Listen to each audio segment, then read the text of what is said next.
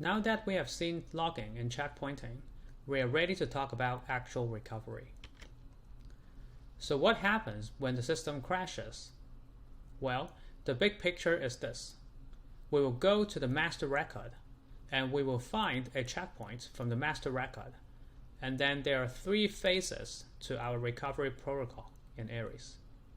First is an analysis phase, which runs from that last checkpoint forward to the end of the log. It figures out which transactions are committed since the checkpoint and which have failed since the checkpoint. That means they did not commit or abort, remember. We will then redo all of history that isn't in the database. We will start from the smallest rec LSN in a 30-page table that we find after analysis. And we will redo everything from there. We are even going to redo the CLRs.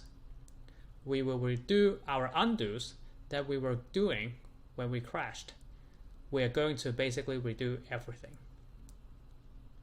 A key aspect of ARIES that makes it understandable and keeps it correct is this notion of repeating history during redo.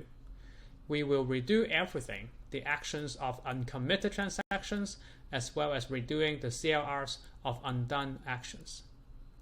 By the time we are done with redo, we have got the database in the state it was in at the time of the crash.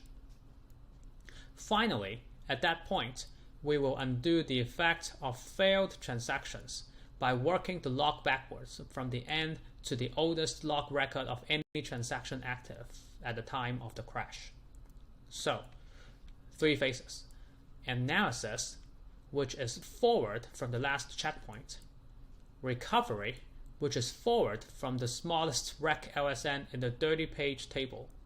And finally, undo, which starts at the end and goes backward until we hit the oldest log record of the transaction active at the time of the crash. Let's talk about the analysis phase first. We need to reestablish our knowledge of the state of the database at the time of checkpoint. So we start with the transactions table and the 30-page tables stored in the end checkpoint record, and we will figure things out from there.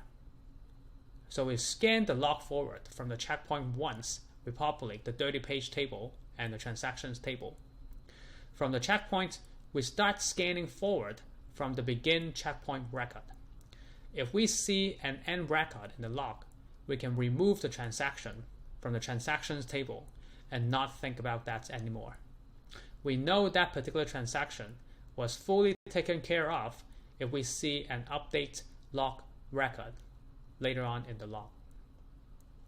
If its page is not in the 30 pages table, then that means it was 30 at that point.